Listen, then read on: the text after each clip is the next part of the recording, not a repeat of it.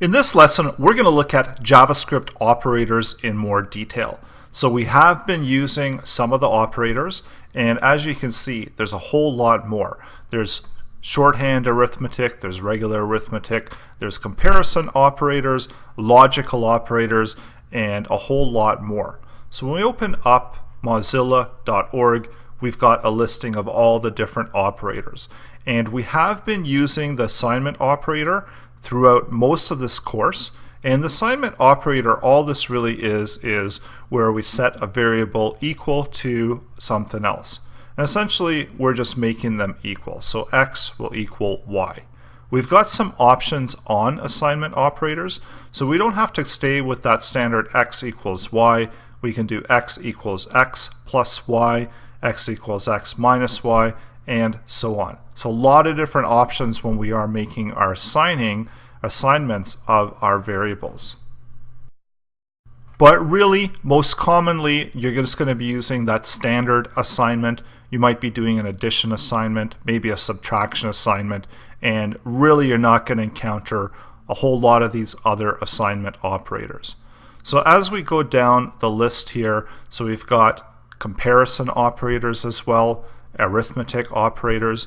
So those are ones that we've been using a little bit through the course, and we're going to be looking at them in more detail and using them a whole lot more as we go through the different lessons in the course.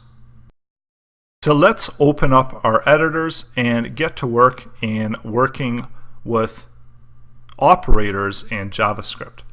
So I've got some HTML code here. Essentially, I've got an input here, number, so the HTML5, so it gives me the ability to move it up and down. So because I do want to have some numeric values here, and I'm going to be applying different operators, different arithmetic to the values that are within here. And over here I've got a button, so the button get results, and I should probably add in some styling for that button to make it look a little bit more like a button. So btn, and we'll give it some quick padding there, and also a border.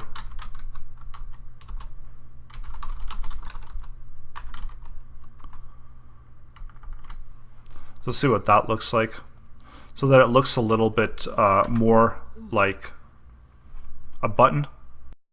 And of course I still got to do that display, and I like to do inline block. So refresh that.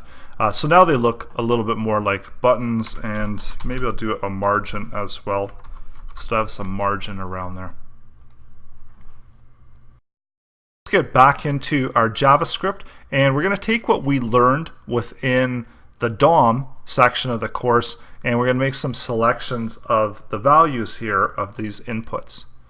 So the first thing that I want to do is I want to set up a variable a, and I'm going to do a document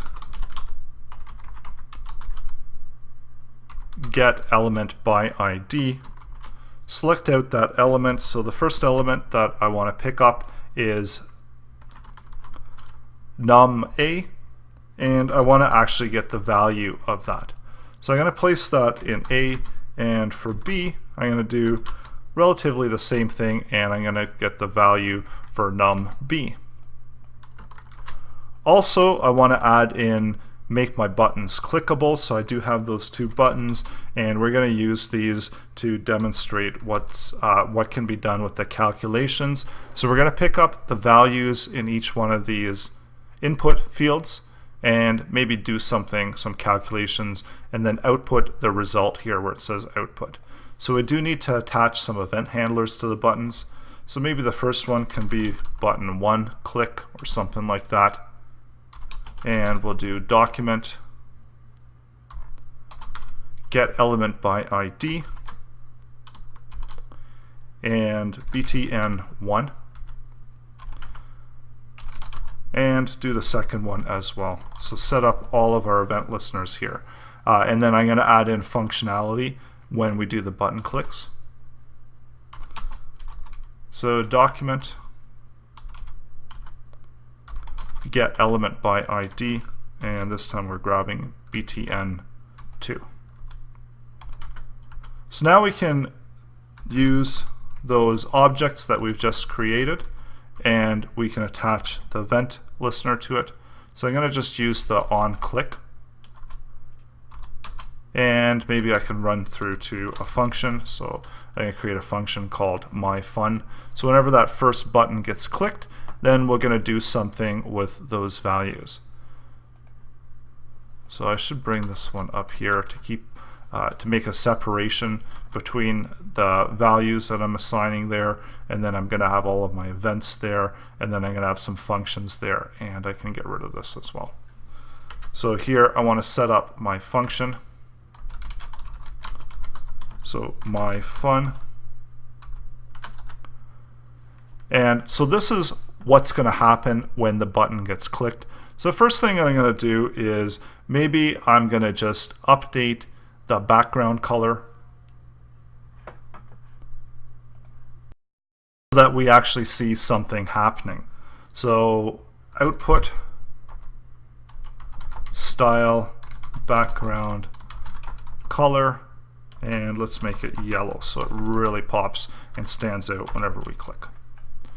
So let's see what happens now. So button 1, click it, and our output turns yellow. So nothing really much. We still need to grab the values here and make some kind of manipulation of those. So what we're going to do now is maybe we're going to change output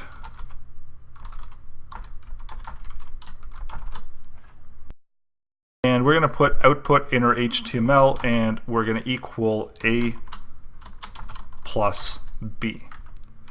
So this is going to be actually a trick question, because what do you think is going to happen over here? We're picking up the value of num A, we're picking up the value of num B, and over here we're adding them together.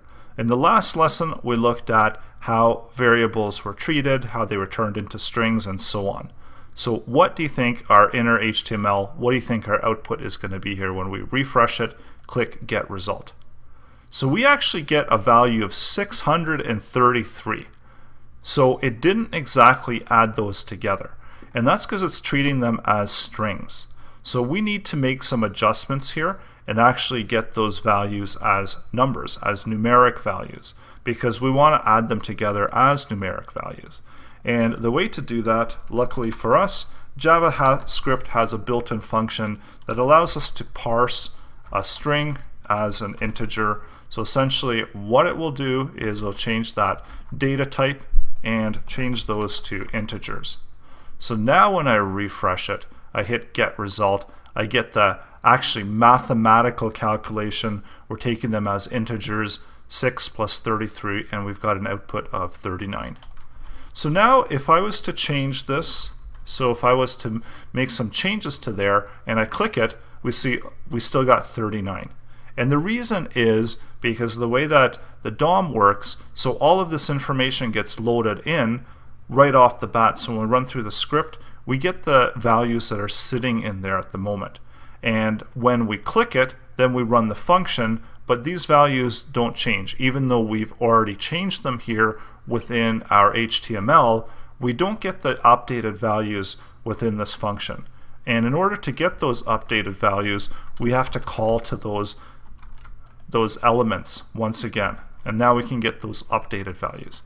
So this time get result 39, and I add it together, and I can actually see the mathematical calculations. I can update the numbers and get new calculations there. So in the next lesson we're going to be looking at just different operators, how we can work with the numbers, and all the different really neat outputs that we're going to get. So that's all coming up in the next lesson.